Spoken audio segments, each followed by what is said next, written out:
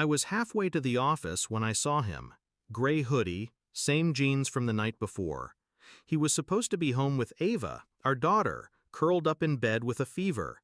But there he was, laughing, sliding into the passenger seat of a sleek, unfamiliar black car. The woman driving? Red lipstick, bare shoulders. A kiss planted so casually on his cheek, you'd think they'd done this 1,000 times.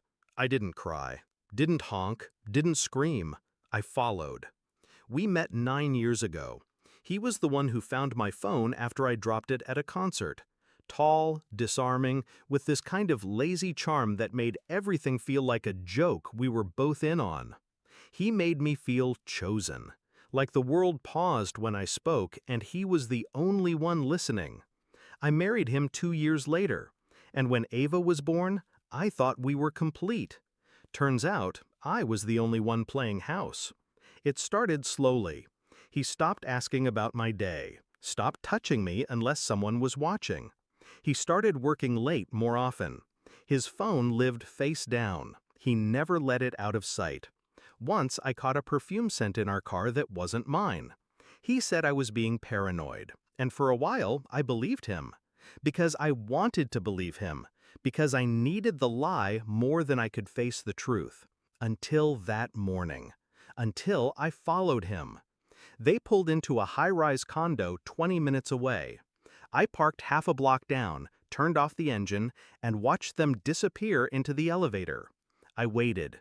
10 minutes. Then 20. Then I got out. I walked straight into the building like I belonged. The front desk guy didn't even blink. They were on the 11th floor. I rode the elevator with my heart pounding like a war drum, but my face? Still, because something had snapped. I didn't knock. I waited outside until I heard laughter behind the door. His laugh. Hers. Something inside me calcified. I turned around, didn't make a scene, didn't break down. I went home to Ava and started planning. The first thing I did was call a lawyer. Not for divorce. Not yet. I needed information first. Leverage. I hired a PI. Professional. Quiet. Brutal with details. 2 weeks later, I had photos, names, dates, even receipts. Turns out he wasn't just cheating. He was moving money from our joint savings into a private offshore account under her name. She wasn't just his mistress, she was his co-conspirator. I spent the next month making moves. I documented everything, took screenshots, downloaded bank statements, recorded conversations when he forgot I was even in the room. I mirrored his phone while he slept, and I smiled at breakfast. Perfect wife, clueless, tired from work, worried about Ava. He never suspected. Then I pulled the thread that unraveled him. I told him I was promoted, said it came with a small bonus. He lit up. Maybe we can finally get that beach trip. I smiled. Maybe. Then I offered to put the money in our shared account. He agreed, of course, but I didn't. I emptied it, legally, moved it into a trust under Ava's name, protected by a family attorney he'd never met. Then I reported the offshore transfers to the IRS. And then I waited. Until the day the walls closed in. He came home from work flustered, said something was wrong with his bank access. That was the first tremor. Then the letters started arriving. Audits, freezes, questions from people he couldn't lie to. And finally, he snapped. He cornered me in the kitchen. "What the hell did you do?" I just blanked.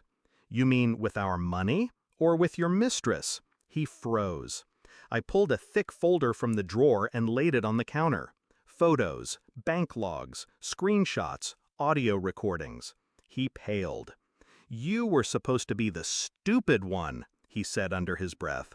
"I was," I said, until I wasn't.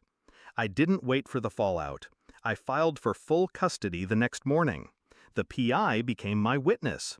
The financial trail became my weapon. He tried to fight, but all his secrets were public now. She left him when the account dried up, said she didn't sign up for this. And me?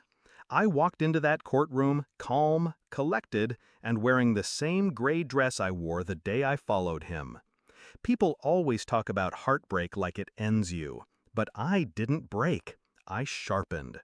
Now I wake up every morning to the sound of Ava's laugh. No tension, no secrets, no pretending. He sees her once a month, supervised. And every time he looks at me, there's that flicker, that split second where he realizes he tried to play me, and I let him until it was my turn, and I ended the game.